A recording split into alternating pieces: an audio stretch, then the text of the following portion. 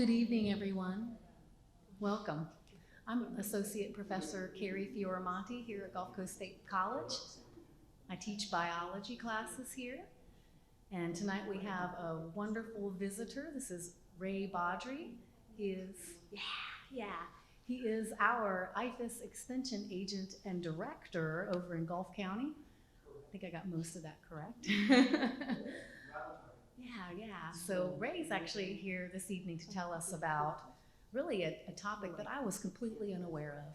I had no idea that we had mangroves here in the Panhandle of Florida, and bees love it and can make honey from it. So I am really excited to introduce you guys to Ray. Here he is. He's going to tell us all about mangroves, a potential honey crop. Thank you so much, Gary. Greatly appreciate that. Do we have beekeepers with us this evening? Beekeepers? Well, that's okay. Well, maybe future beekeepers, maybe?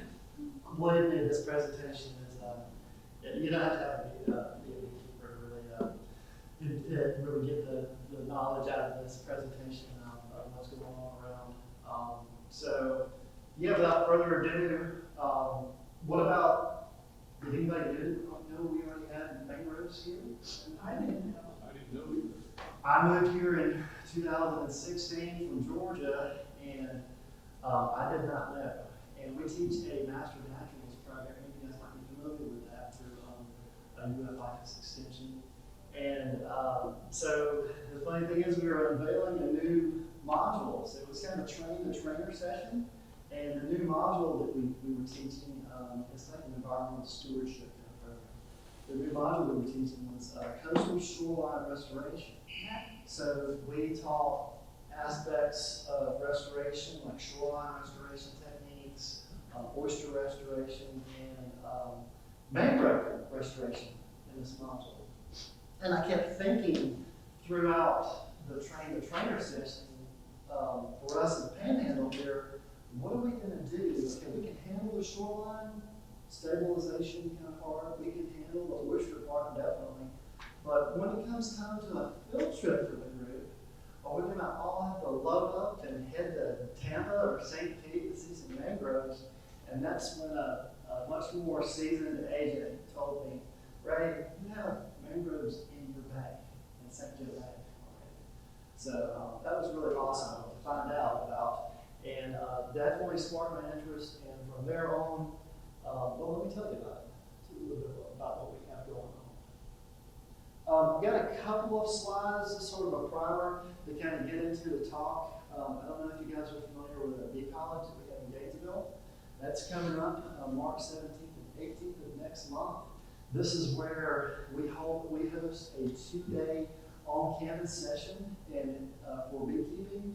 People that are interested in getting into beekeeping, your intermediate level beekeepers, your backyard beekeepers, even your commercial beekeepers will be able to find something, we'll get something out of the bee college, definitely. So if you're interested in that, there's a link there. I know it's a long link, but if you were to just Google IFAS Bee College, this will come up. They're still taking registration.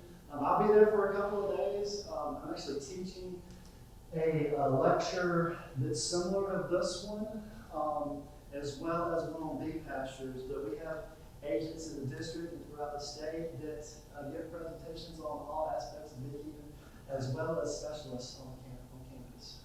So you actually have professors that are up to their eyeballs in research in beekeeping, who will be giving some really interesting presentations. So if you're interested in that, or know somebody that's interested in that, please check out that website. One more quick plug. We have a scaled down version of Bee College that we do here in the Panhandle. And it'll be coming up in May of this year. It's our annual Beekeeping of the Panhandle Conference and Trade Show. It's another 2-day event, very similar to Bee College. Some hands-on training in that, some lectures you can go to. Again, if you're just starting out and you want to be a beekeeper, or you're a seasoned commercial beekeeper, you definitely go to this and get something out of it. So just a couple of quick plugs of some other educational outreach that we have going on. So the contents of this presentation, I'm going to break it down into, we're going to talk about mangroves, right? That's what you're here for, right? So we're going to talk about that. We're going to talk about some of the unusual honey crops that we have, really throughout the state, but I'm going to focus on the Panhandle. And we're talking about crops that are really maintenance crops, crops that are plants that actually feed the bees, but you wouldn't necessarily say that this is a crop that will produce a lot of honey, but if you had enough of that crop in an area, you may have that. And a couple of undesirables that you don't want your bees anywhere close to. And before I go on to the next slide, I have a couple of handouts. The Florida honeybee plants guide. I think most everybody has one. If not, there's some handouts on the back table over there. That's a really great guide. I also have like an urban mangroves document that we have from UF. That's the closest thing that I could find that really kind of fit this talk if you were looking for sort of a little bulletin on mangroves for this area. And let's see. Also, there's a schedule for bee college on the table too. So if you're interested in that, there's one printed. But you can find all of this online if you Google any of these titles. So let's get into, without further ado, let's get into mangroves, right? So these are 3 different families that we're going to talk about. Okay, so you're talking about a mangrove, and you get 3 different mangroves. They each have different families. And that's a little bit of a conundrum because usually if you usually have a genus and different species that are called, that are under a certain type of common name. Well, this is a little different because these are all really 3 different plants. So what are mangroves? These are really woody, shrubby plants that are found in these coastal or estuarine environments. If you go down to South Florida, that's typically where these have been found, into the Keys, in that tropical, subtropical region.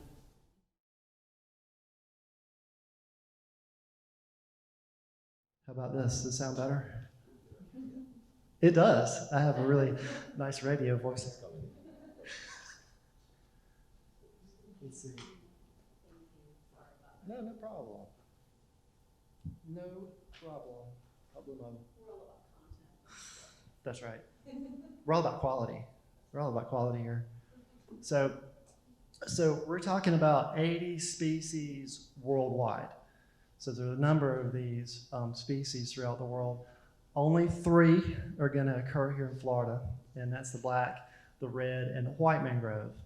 And they are adapted, all 3 are adapted to all sorts of levels of soil fertility, water quality, whether it's high salinity, low salinity. They can live in oxygen-depleted water bodies. They're a very resilient type plant.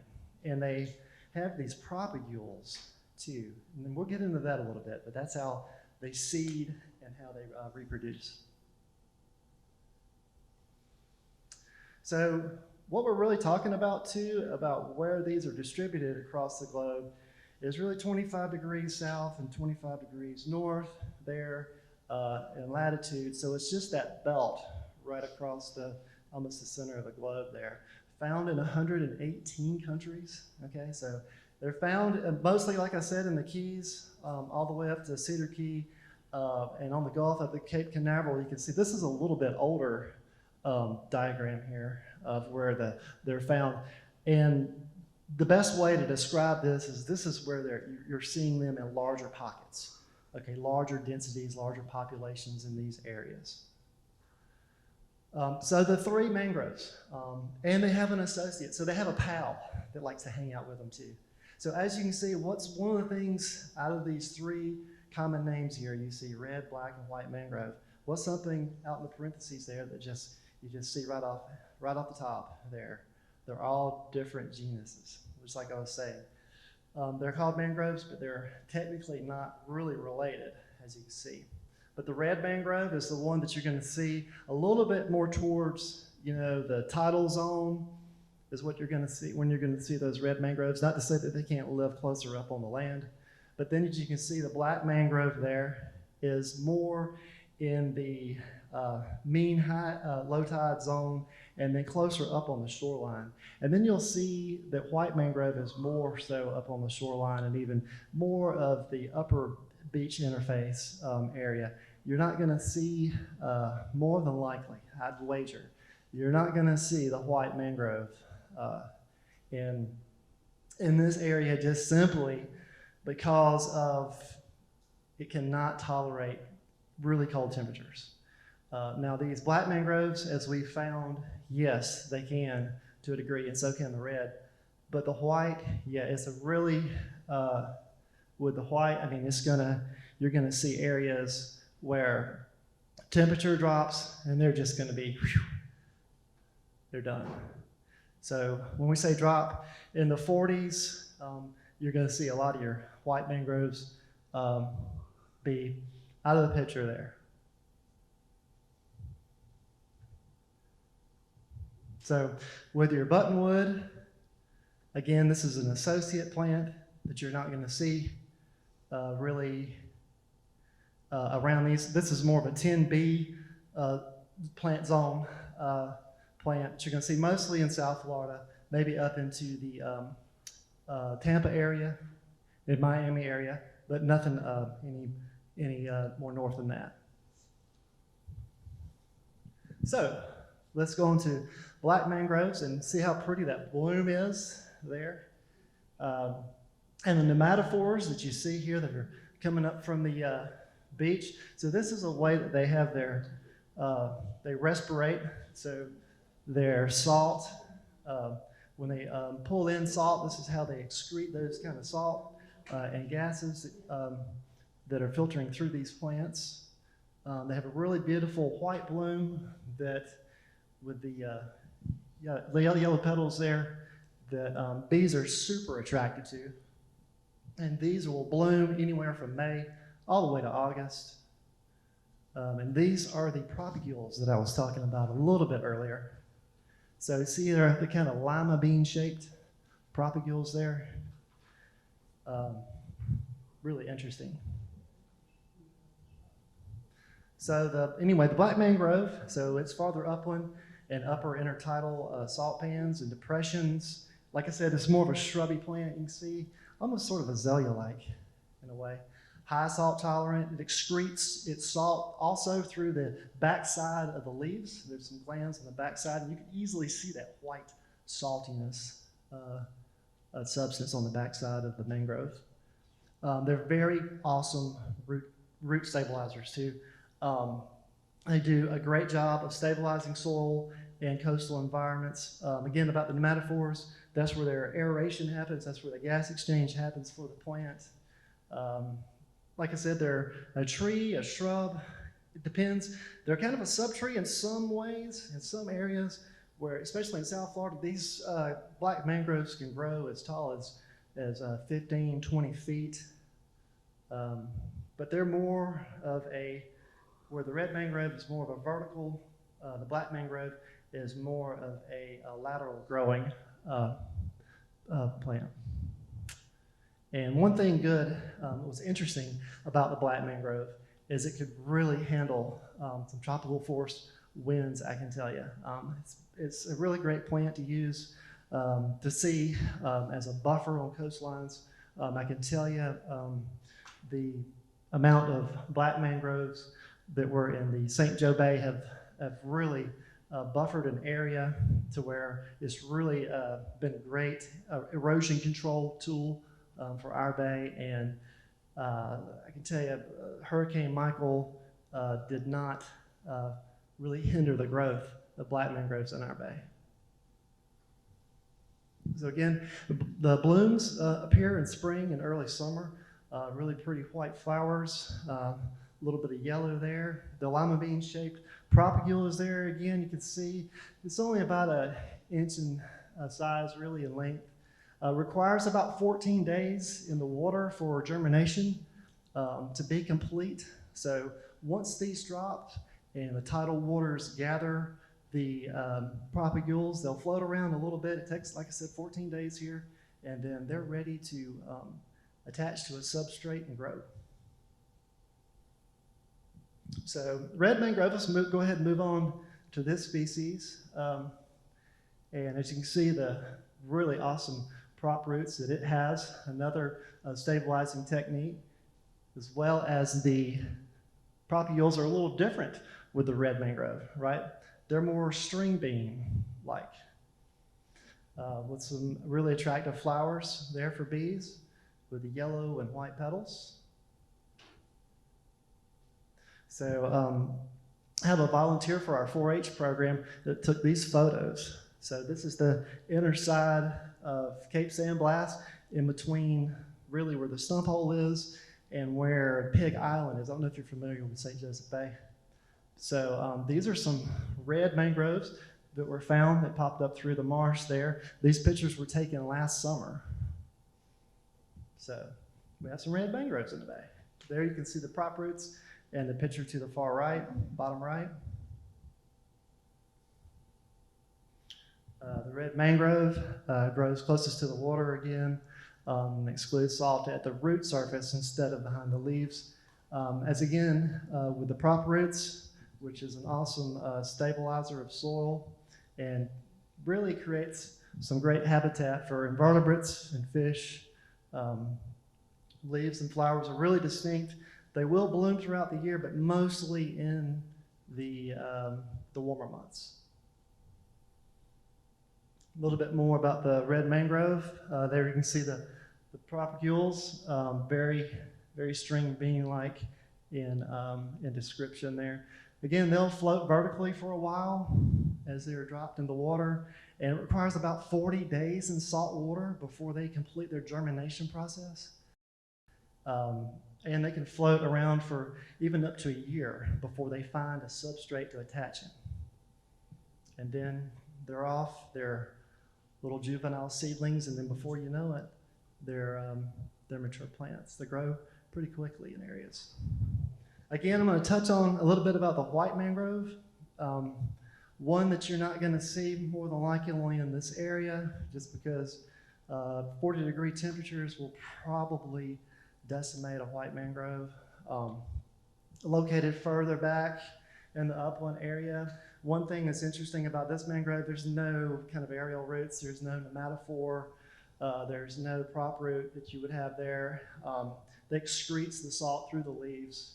It has an interesting kind of boxed off leaf as well, and you can see the nectaries here on the leaf base, and that's where honeybees will help pollinate. And again, they're the least cold hardy species. So the white mangrove does flower from May to December. It's both hermaphroditic as well as male. So you have two different types of plants in that respect, pollinated by insects or even, like I said, self-pollinated. Propagules are a little different. So we've had now 3 different mangroves with 3 different kind of propagule techniques. And the way the white mangrove,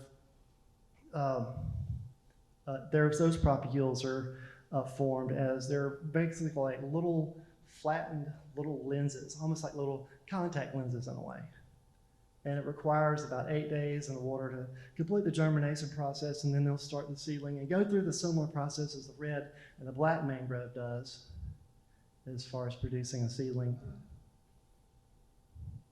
So buttonwood, I'm going to talk about buttonwood, but again, the likelihood of seeing a buttonwood survive in this region is really probably pretty slim. Again, they're another 10B zone plant, so anything below, they would really survive really below, let's say, Orlando area. Anything north of there is just the temperature is just too cool for them.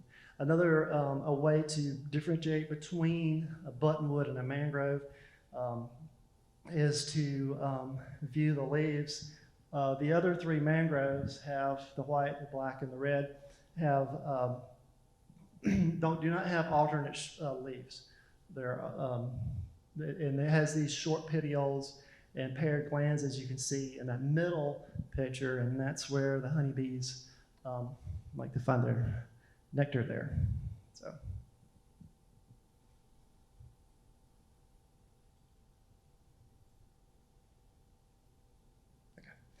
So this flowers year-round. I don't know if you guys have ever seen these. To the right here shows the sort of the reddish fruit or the drupes that are found at the end of the branches and are sometimes used in ornaments, I guess, in South Florida. On the right side here, you see the buttonwood flowers. At that early, very juvenile stage, it looks a lot like a buttonbush or cephalanthus plant. I'll show you that here in a second. A buttonbush is one of our native plants that we see pretty prevalent in the area. So I'm going to shift gears real quick. So we did a lightning round talk for the Bays of Bayou Symposium in Biloxi a couple of years ago now, where and the talk was about how some sea grant agents got together along with some other government entities from Florida all the way to Louisiana to, okay, let's assess the mangroves. Everybody's hearing about mangroves. There's mangroves popping up everywhere. So, hey, it's probably a good time for us to get our GPS units out, right, get our data sheets, and see if we can do a survey in each one of our respective counties. And that's what we did. And this is actually a picture that I took when I was out GPSing an area, St. Joe Bay. So that's a black mangrove there.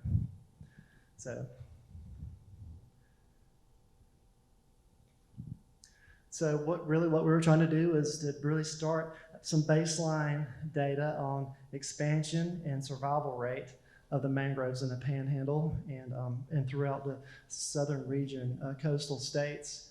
We trained some volunteers. There's a group of us that came together and said, okay, let's put together some data sheets. What kind of data that we need to record, and what's the best way to really track these mangroves over time? So we decided to do 100-meter transects, 10 of them, in each county, represented or National Estuary Research Reserve, what if you weren't a county extension agent. So it was a pretty good size area between here and Louisiana that we mapped. And let's see here, you can see some of them that were found in Mississippi there. It's one of my colleagues, Carrie, who found the red mangrove over in Pensacola. So we had about 30 researchers and extension agents that and even some volunteers that helped us with this survey. And we documented over 500 plants over this 3-year period. And I can tell you almost 200 of them were in St. Joe Bay. Yes, so we do plan on continuing survey efforts probably next year. But you can see here's a red mangrove and a black mangrove that was found in St. Joe Bay. It's maybe a little hard to see, I don't know, but the top picture here is the mangrove density on St. Joe Bay in one area. And in this one area, there's probably about 100 plants there. And here I have a line depicting exactly the area where that is. And here you can see our Franklin County agent did a little survey through St. George Island and Dog Island, so you're getting close to Carabel there. So we found them as far as Carabel in our region.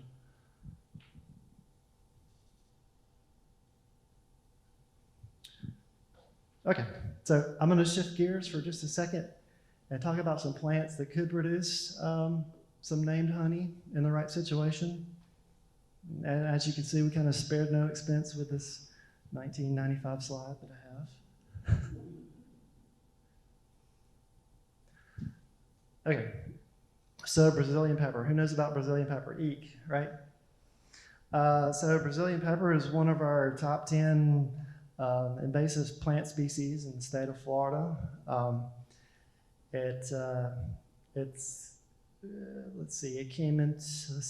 This was probably about in the 70s when this first became an issue. This is also known as Christmas berry. So at that time, there were wreaths that were being shipped in during the holidays, the Christmas holidays, from Brazil, made out of Brazilian pepper because it makes such a beautiful, lush Christmas wreath and beautiful red berries that last for a long time, okay? So what do you do once the holidays are over with? You just throw the wreath out in the woods, right? And that's kind of the way this sort of started, this sort of epidemic over years started with Brazilian pepper. If you've been to South Florida, if you've been to South Florida in a while, it's very prevalent around Tampa and St. Pete. Chokes out a lot of native plant species. Wherever you see it, it's really taken hold, and you'll see it in a huge hedge. And this stuff can grow probably 20 feet tall. It's very beautiful, it really is, but it's an invasive species that chokes out our natives. The conundrum with this is that it makes pretty darn good honey. So the beekeepers are pretty happy about making Brazilian pepper during this window of time too, in August and October, when other species have already bloomed out. But yet it is an invasive species, and you can see on this map here, that's Franklin County. So this is a little bit older map. You could also green out Gulf County too, because we found it on the Cape as well. But this is a crop that, if there's enough plants, you can definitely make a lot of honey on it, and honey worth selling as well. Willows, oh gosh, there's 200 different species of willows probably in the Panhandle alone. This is one that blooms December to April, another good time of year when there's not a whole lot blooming. And so if there's enough willows in a region, yes, you've got some willow honey there. Now this is an orange grove photo from South Florida, and with all these Spanish needles there, and I'm sure the owner of the grove would love to get rid of that, all that Spanish needle. But if there's that much Spanish needle in an area and you've got hives, you're probably going to make some decent honey through there. But again, a lot of what I'm showing you now typically would be like maintenance crops for honeybees. So something that would feed them throughout the year, but not technically make a lot of honey, and a lot of really good quality honey. But with this amount of plant biomass on the ground, possibly so. But the bloom window is year-round too, so you've got kind of a safety net crop there if you have a lush pasture of Spanish needles. Goldenrod, there's a handful of different goldenrod species that you'll find throughout the Panhandle. The bloom window is that fall bloom.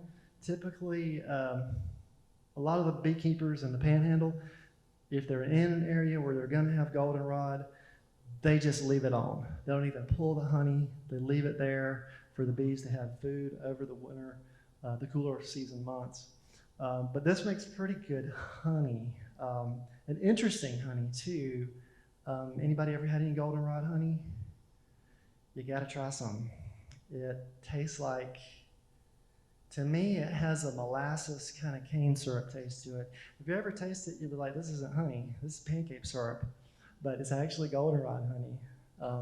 It's really interesting.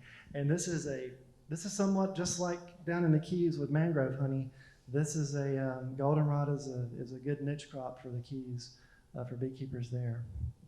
But again, it's a fall. Sometimes you'll see this packaged and marketed as fall wildflower honey. And when you see that, it's got a lot of goldenrod in it. It'll be really dark. It'll be a really dark honey. And I was talking about buttonbush a little bit earlier. Cephalanthus oxydalis, really awesome native plant, native shrub. This is a popular plant too for master gardeners, for home enthusiasts that want some native shrub in their yard. Look how intricate and beautiful the bloom is. Honeybees love it. But this is one that kind of mimics a little bit the buttonwood, but different, totally different plant. A March to July bloom. If you ever want to see a lot of this in one place and how spectacular beautiful the blooms are too, on 98, Highway 98 if you're in Wakulla County, once you get past the Clockney Bridge, so you're going towards Perry, Florida, you're gonna go through there around June. You'll see a lot of this on the roadside. It's really pretty. Thistle, there's several species of thistle. This is literally a thorn in a lot of people's side, especially in their yard. But you'll see this a lot on the roadways too during the spring. The window does vary. I have already seen some starting to bloom in Gulf County. And this is a biennial. You'll see it do the roseate where it has the leaf formation, and then it won't shoot the seed pod up until the second year. If there's enough of this in a pastured area or in a natural area, it's definitely enough to make some honey. And I've had some thistle honey before, and it was pretty darn good. Aster, so this is our largest wildflower family there. So the bloom window is June until frost. There's so many different asters.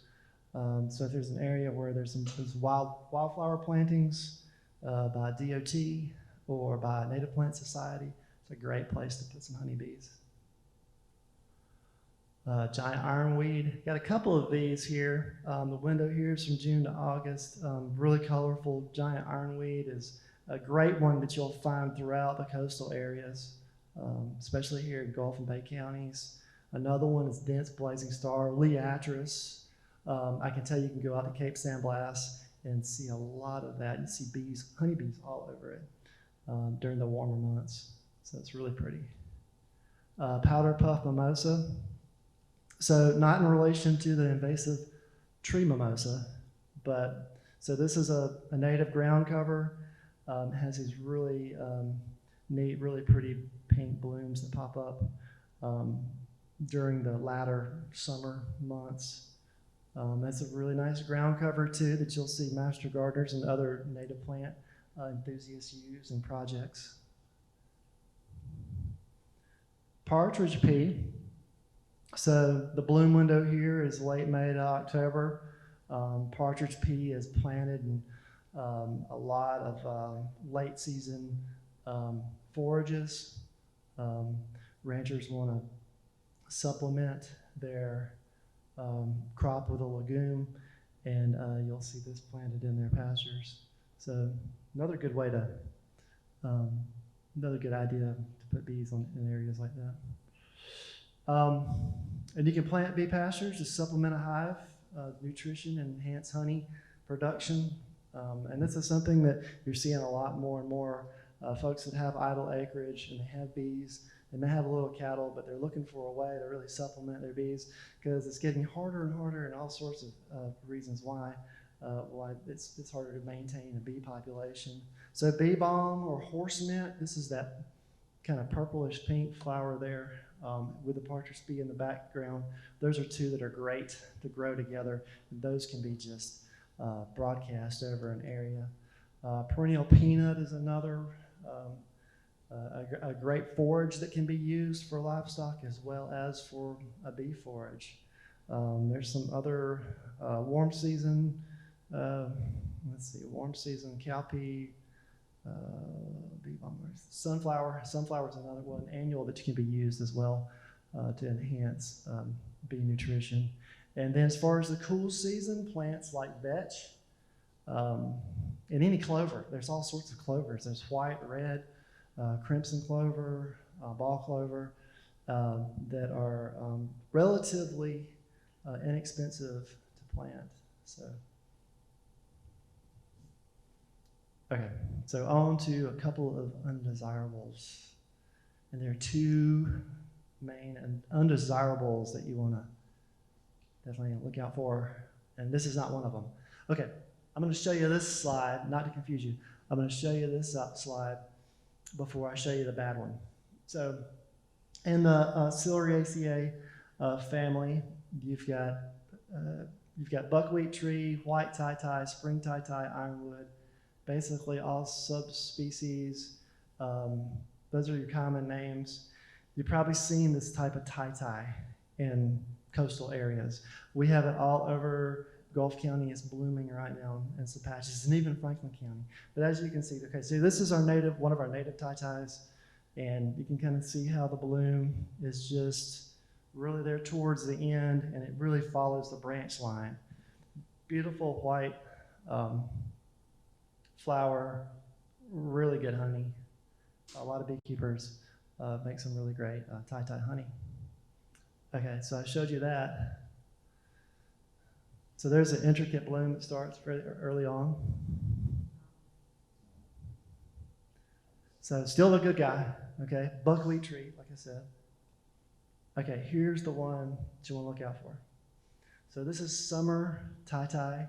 You can see the bloom is sort of a starfish sort of look to it a little bit. You can see a little difference. So good guy, good tie. So good tie, bad tie. Okay. But as you can see by the map, you've seen it all the way across the Panhandle there.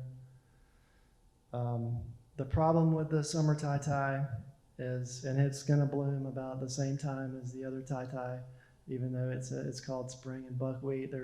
They all bloom about the same time in different pockets. The problem with the summer tie is you're going to have some bees that you're going to lose some bees if they end up trying to pollinate the summer tie. This associated with what's called purple brood, which will technically change the color of the very juvenile, immature bees purple, and that will kill them off pretty well. I mean, it'll decimate the population. I'm not going to say that it would totally collapse the hive, but you definitely don't want to put your bees in an area where there's summer tie. Is it an issue here in the Panhandle? Not so much. You mostly see some densities of summer tie mostly in Taylor County and Jefferson County. I know that's a real issue there, and beekeepers know where the summer tie is, and they don't place their bees on it. But that's where the vast majority of summer tie is. Nothing summer tie is not south of Ocala, so it's more of a North Florida plant. But haven't seen a lot of summer tie in dense populations in the Panhandle. Not to say that there isn't. Yellow jessamine. Okay, here's one that you don't want to put your bees on. This has some produces some alkaloids in the bloom, and it will definitely kill off some of the immature bees, but not a complete total colony collapse. But you would lose some bees from this. The main thing, really the take-home message for the summer tie and the yellow jessamine, if you know that you have that in the area, definitely place your bees somewhere else, or make sure that they have, plants that they can pollinate and pick nectar from outside of these type of plants. Bees know about these plants, okay? They know about the summer tie, they know about the yellow jessamine, and typically the reason why they go to those plants is because they can't find any other safe plants to pollinate, and they need the pollen for food. So as long as you keep your bees fed and watered, that's why these bee pastures are really important. If you have idle acreage and you have bees, it's great to plant something like that, some sort of forage for them, so they'll stay away from the undesirables. So the bees will pretty much stay around your home in the area where you've got flowers and plants that will feed them? If you keep the environment healthy for them, you keep food there, you keep water there. I mean, they're gonna have a little bit of a home range, but they're not gonna. Yeah. Now there's a phenomenon that you might hear some of the beekeepers talk about, how they've just totally lost their colony. They go out one day and the colony's gone, and the colony doesn't come back. And there's some phenomenons like that have happened that we haven't put our finger on exactly what's going on with that. But for the most part, if you feed your bees, you have adequate food there for them and water, they'll fly great distances to find water. I get calls every summer about, I've got bees in my swimming pool, and it's because there's a beekeeper close by that doesn't have adequate water for them. So, yeah, there's hives close by. Dr. David Westervelt, who was the chief apiary inspector for FDACS, helped me out and gave me some of these slides for this for sure. I just wanted to give him some kudos, appreciate those pictures. There's the Atlas of Florida Vascular Plant website that you can go to. It's a great plant atlas if you're looking for, searching for a plant that you want to identify. It's late at night. You can't call your county extension agent. You can jump on this website here. It's the University of South Florida website. That's a really nice catalog of plants. Do you have this on your handout, the website? I don't. If you want to, I've got my card if you want to email me.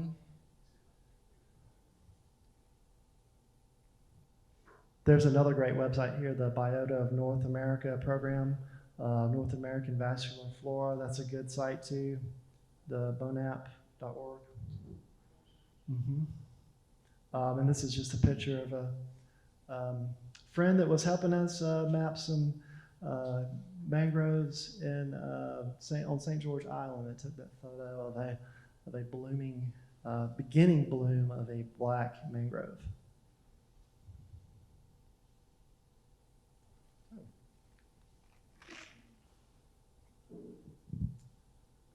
Questions, comments, concerns? On the different types of honey from the various plants, do the bees just focus on one type and know it? Are you asking if do they pick between? Yeah, if they fly to one particular flower, do they stay with that flower or do they use different types of plants? Yeah, they would use different types, whatever really is probably closest to them. So how do you know what type of honey they end up producing then, if it's a mixture? You got to know the area. You got to know the area. Say, for example, our big money crop is Tupelo honey. So you're going to have beekeepers that are going to put their hives in areas where there are high concentrations of Tupelo. But on that point too, you can send a sample of your honey to our apiary lab in Gainesville, and they can test it for you and tell you what pollen and nectar is in that batch. And it's law that it has to be 51% or higher in order to label it as Tupelo. As far as wildflower, gallberry, any of these other honeys, it doesn't. You can market it however you want to, but Okay. Tupelo's a little different. Thanks. On mangroves, I was glancing through your notes. I've always been under the impression that nutrients are a good thing. But in here it infers that the mangroves, it's not, that they try to get rid of the nutrients. They try, well, they're great at pulling nutrient. You mean, Yeah, out of the water, they're pulling the nutrients. yes, yeah, But it infers that too many nutrients is bad. That it grows a lot more above water than it does below water. I think I'd have to see the context that it's in there. Show you a video. Sure.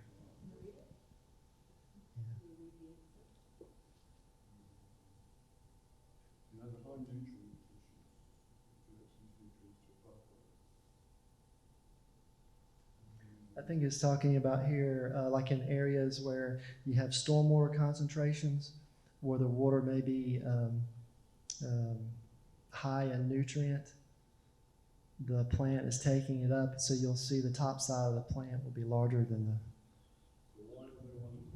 Why do they want to pull the nutrients? Why don't they leave it in the water to feed other things?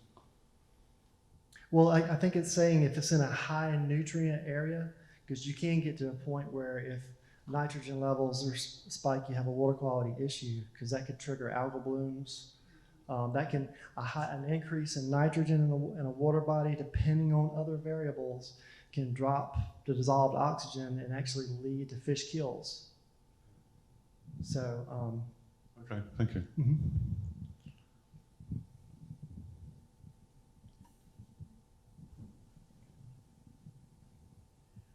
Do the mangroves grow in the brackish water? They do. They do. They're surprisingly, they can grow in really a range of salinity, a range of water quality. Now they may be a little stunted, depending on the water body, but they're survivalists. As you can see with them growing in St. Joe Bay and the pockets that we found throughout Bay County. And when here in Bay County, where we found them is there's been like 1 plant, 2 plant, and that's it. And then you could literally walk for a mile before you may find another one. And what we've found here has been mostly in the Tyndall area. Nothing further. We haven't found any plants, any seedlings, any further west of my knowledge.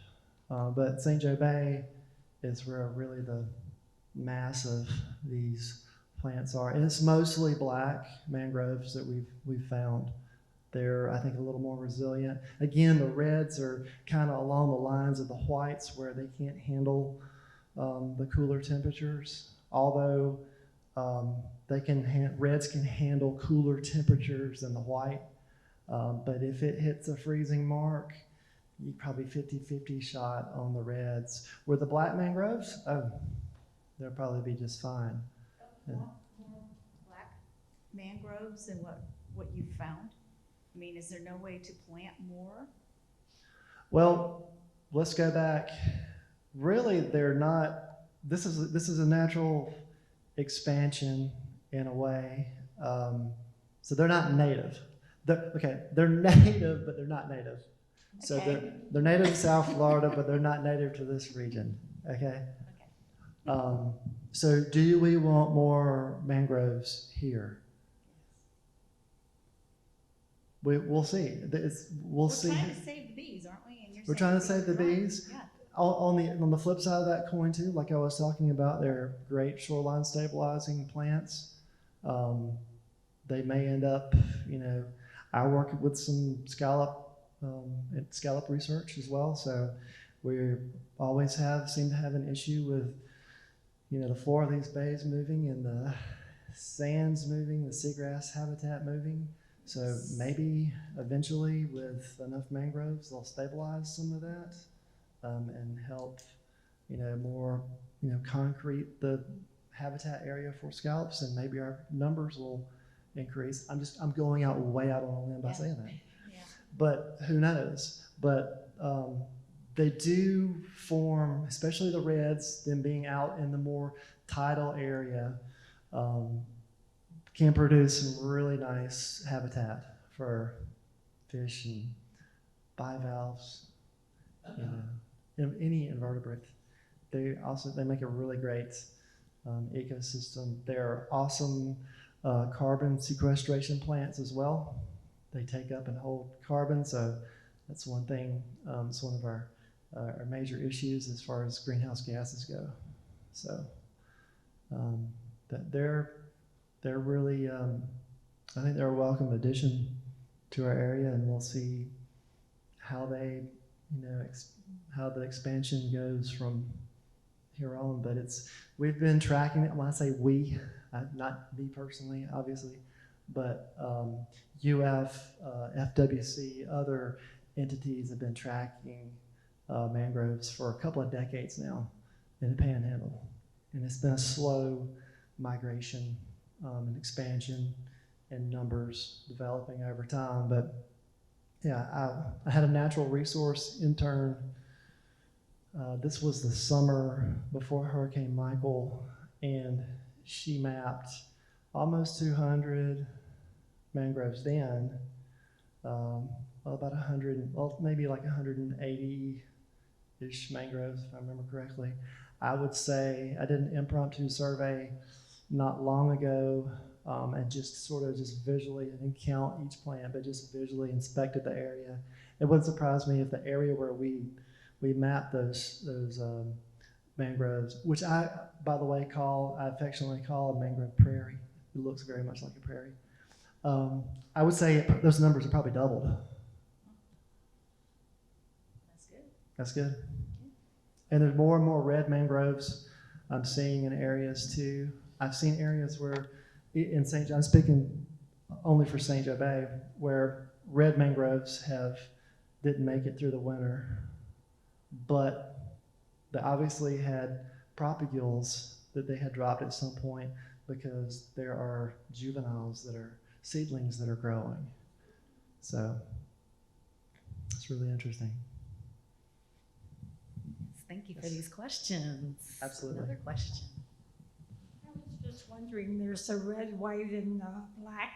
Yes. Is that because the plant kind of looks that color, or how did it get the name? That's a good question. Well, I mean, definitely for the red. I wish I had a better slide on here. Let me see real quick. Let me get back.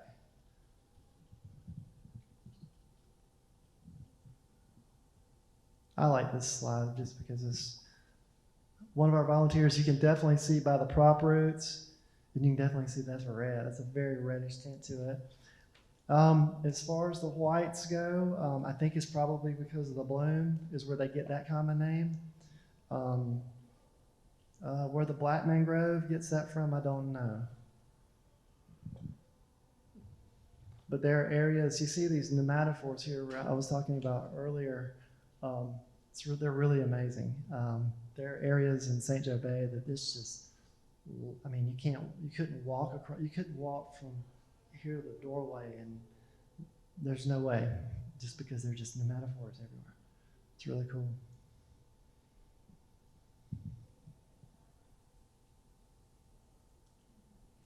Do we have any more questions? Yes. I've got one, it's probably a bit way outside, but I like this guy. has there been any sign of the African killer bee that's purported to be hitting the States? And if so, are they attracted to mangrove type flowers coming from Africa or not?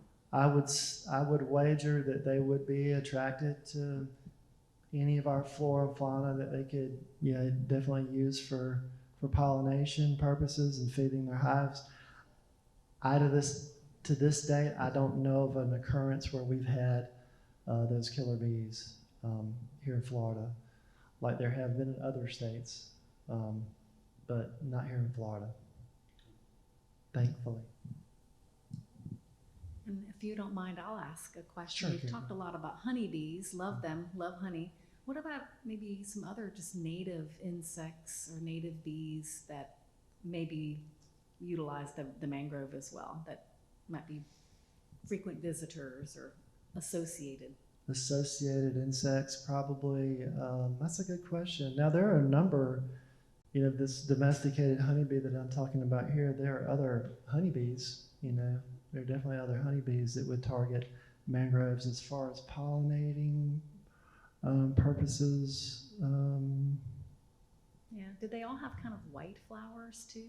Kind of makes me wonder if any nocturnal pollinators might be showing up too. Maybe so. I know very little about mangroves because I'm from North Florida and I did not study them much. Yeah, Really interesting. There's probably some, butterflies and moths that would be attracted to them. Perhaps, yeah. And did I see that all three of these types of mangroves are from different families? Yes. So, So we're just talking about common names. so these common names can be really misleading in terms, Yes. I guess it's more like the growth habit even, or the habitat in which it lives maybe might be where people are kind of calling it a mangrove, because it seems to me like it's more like convergent evolution, where these plants have evolved to occupy this space. Exactly. Yeah, and this is a really good, I like this kind of cutaway here of, Yeah, that's a great of a slide. beachhead, because this is really, it's a lot the way it is in South Florida, where you have them intermixed, get closer to that tidal zone. You have the red mangroves and then the black mangroves. You may see some there, but you'll also see some just where the shore, where the tidal influence could occur. And then up a little bit further, you've got the white mangrove, which is mostly up on the beachhead. But you do have these, button woods too, right around the interface and everything. So this is a good cutaway. This is a good diagram too of what you normally see in South Florida. Here you're going to see black mangroves, and when you see them and they're in their happy place, all the stars have aligned. They've got everything they need in that location. You're going to see them really take off and reproduce a lot of black mangroves. And then if there are any reds in the area, they're going to be in like small pockets or even individual plants. So far I haven't seen where reds are really congregating, and you see a lot of them together. Sure. Prompted another question. Sure. Is there any like cross pollination, so you end up with a pink mangrove or something? No. They always stay completely separate. Yeah, they would be separate. Yeah, they're separate genus. They're separate family, separate genus species. Yep. Yeah. Now, as far as subspecies goes, that's a little. We can kind of go on that tangent a little bit. There's been a professor at FSU. She's no longer there, and I think there might have been a professor at University of South Florida. Maybe they were the ones that were collaborating, but they did a study. Went through DNA analysis and everything to ribotype some plants that are in this region versus the plants that are in the southern part of the state. And you could see, if memory serves, you could see a little bit of genetic differences, a little bit. So they've evolved a little bit, slightly a little bit, to the point where I know there was a study done where some very South Florida propagules were used and planted in St. Joe Bay as a research project. And initially they did not make it. And we didn't even really, this hasn't been that long ago, a handful of years ago. And as you guys know, over the last, 4 or 5 years, we haven't really had much of a winter. I mean, we may have had some cooler temps, but nothing where, it was freezing for many hours anyway. But those were reds, I should say. Those are red mangroves. Those look to have died off in this research plot that was out in the bay. When I was doing my impromptu survey not long ago, I noticed that a lot of those they've come back. So it's either the propagules that were there, or these plants were stunted and then they came back. Have we tested the water where those trees are to test and see if there's something in the water that's killing these off and not allowing it to grow? No, we haven't. Not a specific project for that. I would wager. It would be interesting though to take water from that area and find out why there's not more growing. See if something's happened with the water, which obviously most of us that have water around our homes, obviously things have changed greatly.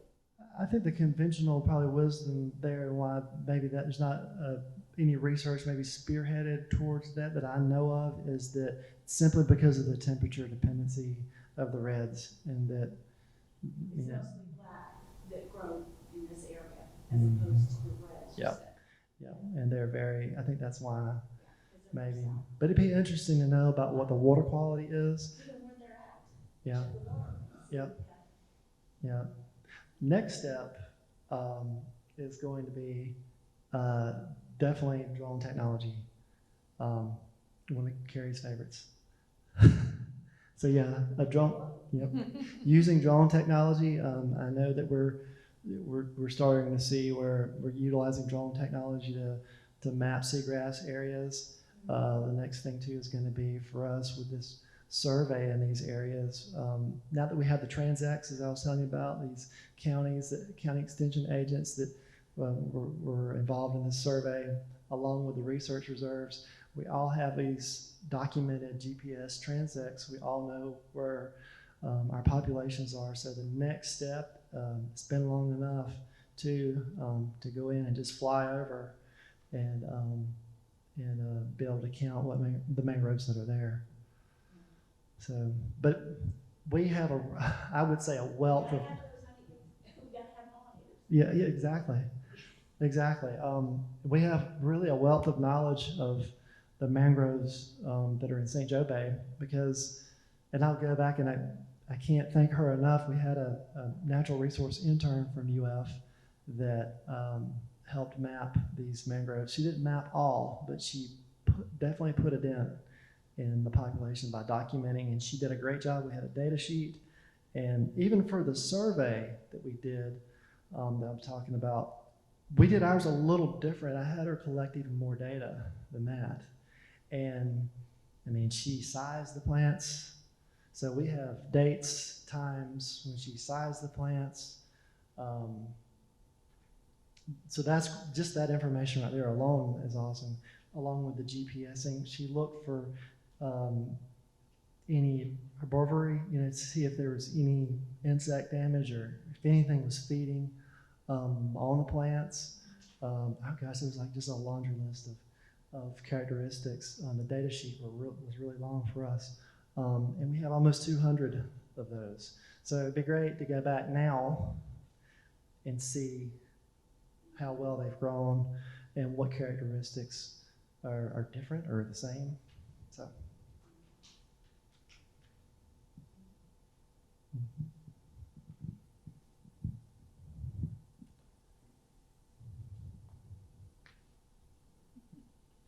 Any questions, guys? That's it. The long, awkward teacher pause. Yes. Any last questions? How come you can't find like milkweed? How come it's so difficult to find certain plants? I used to, I think you can hear me. I can hear you. I can hear you. I used to plant bee balm and, but this is up in Georgia area, and fennel. Yeah. Flowers that you found. How come it's so difficult to find these years? It is very difficult. There are some native plant nurseries. There's one in Tallahassee called, I think it's just called the Native Plant Nursery of Tallahassee, by the way. Would be a good resource. There's UF has a plant sale coming up March 31st through April 2nd or something like that over in Milton at their Milton campus. And then also I put some flyers out. Here's another shameless plug for Bay County Conservancy. We're having a work day, and the Sand Hills Native Nursery also has some wonderful native plants. And I put in a plug for them. I actually took a master gardener group there on a field trip, and I was amazed at the amount of plants that they had, and they did a really great job of making sure there were ID cards and everything. Yeah, they did a really great job. That's probably a great place to source some milkweed. Scott Davis. Milton or Sand Hills? Sand Hill is really closer to Fountain. Yes. And they have a nice website, and the owners are super nice. I can say it's one of those kind of things you go on a little bit of a wild goose chase really to find it. It's kind of out in the middle of nowhere, then all of a sudden you pull up and there's a huge nursery. It's kind of cool. And you get on these dirt roads too, sandy dirt roads. Yeah, that's a really good resource. Scott Davis, who was a part of the St. Mark's Wildlife Refuge, would probably be a really good contact if you're. I know he's working on milkweed, documenting milkweed in the region. He just did a talk at our library in St. Joe. He would be somebody that, if you wanted to reach out to, Scott Davis, St. Mark's Refuge. Yeah, but you're right. I mean, there's a lot of questions about milkweed and where to get. And the great thing about milkweed is, and especially in our first-tier coastal counties, there's a lot of it that's, it's coastal, but there's some of it that's upland too. There's piney milkweed. There's a list of milkweed, probably 20 or 25 milkweed species that are in our region. Like I said, anything from varieties that you'll see on the coast, and some that are up in the more upland areas. The varieties don't matter. It's just milkweed itself produces the flower that the bees love. Yes. As well as, like I said, Butterflies too. The fennel, butterflies too. Yeah. It's amazing. Yes. It's a challenge around here to get native plants in this area. It is. It is. Any of those asters I was talking about earlier, there's lots of wildflowers there.